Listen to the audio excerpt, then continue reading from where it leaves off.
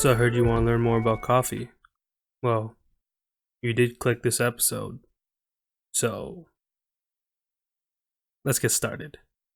Hello everyone, this is Jovin back on the GoLoco podcast, and today we're going to talk about coffee, as you heard from me like 5 seconds ago. Anyway, so last year I really started to get into coffee, like really, a little obsessive. I kind of bought a lot of things that I probably shouldn't have, but was it worth it? Debatable. But today, I'm going to teach everyone who's listening or watching this podcast episode about the basics of coffee. And how am I going to do that? Well, I'm going to do it by in a PowerPoint. What, you thought you'd get something better than a PowerPoint? Well, I don't really have a budget for this show yet, so deal with it. Deal with the power of the PowerPoint. That just sounds so dumb now that I said that out loud. But I mean, if you guys want something better than a PowerPoint, you might want to support me monetarily on Patreon. But let's leave the plugging for later, and let's just get right into learning about coffee.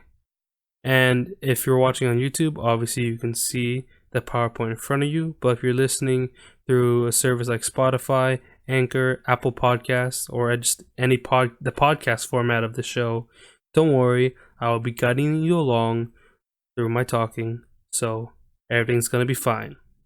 We're all gonna be fine. It's gonna be great. We'll learn about coffee. So most people, when they get up in the morning, whether you're a student, if you're going to work, whatever, most people tend to go to a place like Starbucks and just order their latte or their caramel macchiato or their frappuccino or whatever, and just drink and get your caffeine fix for the day. Well, for this particular podcast, let's just, both you and me, let's just forget about Starbucks or any similar shop like that. Not saying they're bad. I love Starbucks. When I don't have time in the morning to brew my own coffee, I tend to go to places like Starbucks or Phil's Coffee because, I don't have time, and coffee is usually around $5. So it's a easy caffeine fix. But for the sake of learning about coffee and most likely brewing coffee at home, let's just forget about Starbucks. So, if you're brewing at home, I would recommend buying your beans as close to the roast date for best tasting results. And what's roasting? So basically, the coffee beans that you see when you buy it in a grocery store or you're seeing it at a cafe, they're actually roasted beforehand. Their normal color is actually green until they're roasted, which basically means you don't roast at cooking to your personal preference. And the closer you are to brewing your coffee from the roast date, the date it was roasted, the better it will taste. Not saying you can't brew it later. Obviously, sometimes you're not gonna brew it on that same day or that same week or even that same month. But just letting you guys know, for the best tasting results, the closer you are to that roast date, the better your coffee is going to be tasting. And you'll typically find fresher roasts or coffees that just been roasted at your local coffee shops. So if you have any local coffee shops in your area, go there, try buy beans from them before going to like a grocery store to buy the large like Starbucks or Pete's coffee beans. Not saying those are bad. Once again, they're okay. But if you want something as close to the roast day as possible, supporting local businesses, probably your best bet to find a recently roasted coffee. Anyway, I'm talking about coffee roasts. Well, what is a coffee roast? Well, let's just say one does not simply brew coffee without roasting first. I already explained what coffee roasts, what process of it is, this, literally roasting coffee. But let's talk about different types of roasts. So first up, we have light roast. So when you see your coffee beans in a light roast, typically they're going to be of a lighter brown color. There's going to be no oil really on the surface of the bean through the roasting process. And contrary to popular belief, light roasts actually have the highest amount of caffeine content within them. And they also have a lot of acidity to their taste. So if you remember light roast, you're going to have a lot of caffeine and a good amount of acidity. And also the light roast is going to be typically going to have the tasting notes, the notes are going to be as close to the original what the grower of the coffee bean meant for the coffee to taste like. So it's going to taste much more closer to its origin taste notes. Next, we have the medium roast. Obviously, it's going to be of a medium brown color. There's still no oil on the surface, but the difference between the light roast and the medium roast is there's a little bit less caffeine, but the flavor profile, the flavor notes are going to be more balanced in its flavor, aroma, and acidity. So this is actually my favorite type of coffee to brew, a medium roast. And obviously, if you have a light and a medium, then obviously we have the dark roast, which is what everyone sees coffee as with their French roast, or that they associate with that bitter tasting coffee. Usually they're talking about dark roast. So dark roast is going to be like typically dark brown to even close to black in terms of color. And due to the roasting process, there's going to be there's going to be a sheen of oil on the surface of the coffee bean. And dark roasts are typically associated with having a more bitter, smoky, or even a burnt taste. So what most people associate what they associate coffee tasting like is probably going to be a dark roast. And like I said earlier, because it's been roasting for so long, the caffeine content is much smaller than it was prior to roasting and during its light roast and medium roast. So it actually has the least amount of caffeine. So there's a big misconception that darker roast there's more caffeine. It's actually the opposite. So there's actually not as much caffeine within the coffee bean and a dark roast than a medium or light roast. So I was talking about earlier about how the light roast tastes closest to its coffee origins, and coffee origins basically means where the coffee plant was grown, and wherever it was grown in the world actually influences its own flavor profile. And there's a lot of sub-regions around the world. Basically, every single country is going to make their coffee taste a little bit different based on where it's grown. So that's the soil, the weather, all that. But since it's the basics, I'm going to base it down to 4 basic regions. So first, we have the Americas, also North, South America, obviously. And coffees in the Americas are typically more crisp, more clean. They have a smooth sweetness to them, and they're typically more balanced.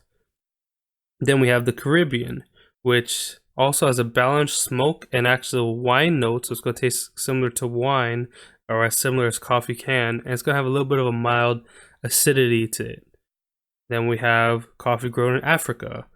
So these coffees grown in Africa are going to be more fragrant, more floral, more fruity, and they're also going to be more vibrant in terms of their profiles, their notes. And then finally, we have India and the Pacific. So these coffees are more full-bodied. They have more typically earthy or muddy notes to them, and they also have mild acidity like the Caribbean, though they don't obviously taste the same. And obviously, there's sub-regions within each of the 4 basic regions, and each region is going to make their coffee slightly different. So America, they have like Colombia in the Americas, Africa has Ethiopian within it, etc., and they all from each other taste differently, but these are like the basic 4 that if you really want to go basic in terms of region, these are the typical flavor profiles you'll find of coffee in each of these regions. And there I said it, the sub-regions are going to taste different, obviously. It's a little bit different from each country or each place it's grown. Then, right before you brew your coffee, you're going to actually want to grind your coffee. So once you get your fresh beans, it's time to grind. And before you do it, some people, some places, some groceries like Target, Walmart, they're going to sell stuff like a blade grinder.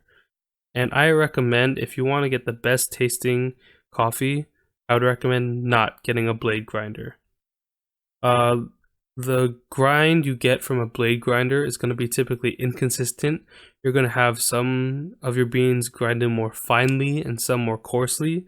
And when you're brewing coffee, you actually want the grind size to be very consistent, because depending on how you brew your coffee, the grind size is gonna dramatically change the way the coffee is brews and how it will taste in the end.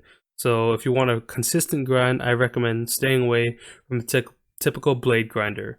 Instead, I would recommend a burr grinder.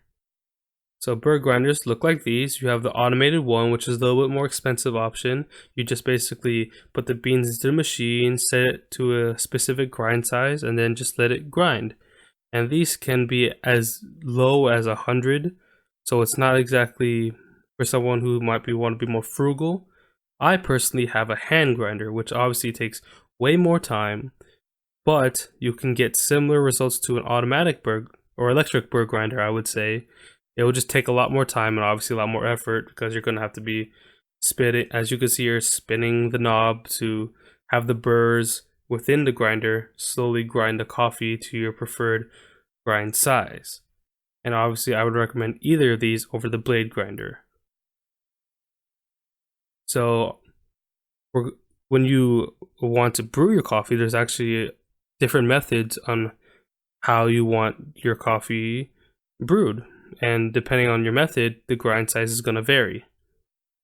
So the categories of brew method are: you have immersion, you have percolation, and you have espresso.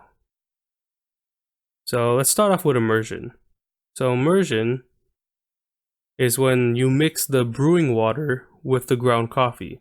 So you grind your coffee, and when you brew using immersion methods, you're typically letting the coffee sit within the brewing water.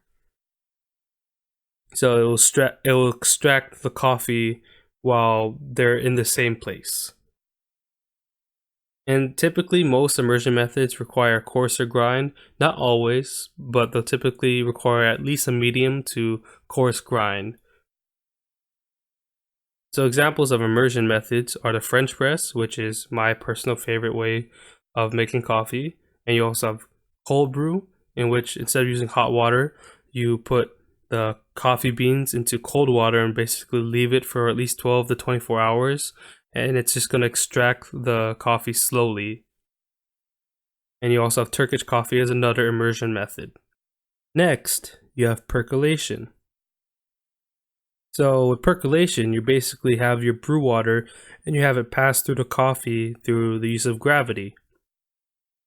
And typically for percolation methods, you're going to have more medium to a little bit more finer grinds compared to immersion methods. And examples of percolation style brewing methods are the pour over and the auto drip coffee maker. Next, you have espresso.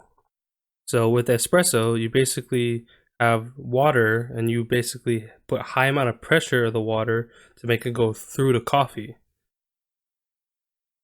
And you're going to have usually very fine grinds with this. And typically you're going to use a big espresso machine to get that amount of pressure needed to make an espresso shot. But if you can't afford such a big espresso machine like they have at cafes and Starbucks, then cheaper options for you would be a mocha pot or AeroPress, which don't put as much pressure as an espresso, but the results are espresso-like. They're not exactly going to taste like espresso, but they're espresso-like. And this brew method specifically is what you're going to typically see advertised in most cafes, and you can create many types of drinks with espresso, which you'll have to wait for part 2 to find out. Sorry, gonna make this at least 2 parts, if not more. But today we're just talking about the basics of coffee. Next time I talk about coffee, I'm going to specifically be talking about espresso drinks. So if you'd like to see it, and if you're watching on YouTube, please like, comment, subscribe, hit that notification bell for whenever I upload a new video for the GoLoco podcast, so you can be up to date on that. And if you're listening, obviously through a podcast format, through Spotify, Anchor, Apple Podcasts, Google Podcasts, Stitcher, anything like that, please follow the podcast on your specific app or streaming site and rate the podcast if you want to see more of it, or listen to more of it, I guess. And the podcast can be found on a variety of places like Anchor, Spotify, Apple Podcasts, Google Podcasts, more, or I just said Stitcher. It's available on a few more. Just search up on Google the GoLoco podcast, and you'll be able to find basically whichever streaming or podcast hosting site. Just search it up, and there's a good chance that you'll find the GoLoco podcast on there. And if you want to support me in creating more videos and podcast episodes like this, you can do so on Patreon, patreon.com/GoLocoPod. For as little as $1 a month, you can support me. And we have 2 other tiers for $2 and $5. Each tier, you get a little bit more rewards. So, but for as little as $1 a month, you can support me. And maybe next time, I can have at least a better looking PowerPoint or something. Yeah. And that's the end of today's episode. Thank you so much for watching and listening. I just wanted to show you one of my passions that I have, and coffee is something I've really gotten into as of recently. So, thank you, all of you, for listening or watching the GoLoco podcast today. And wherever and whenever you are, peace out.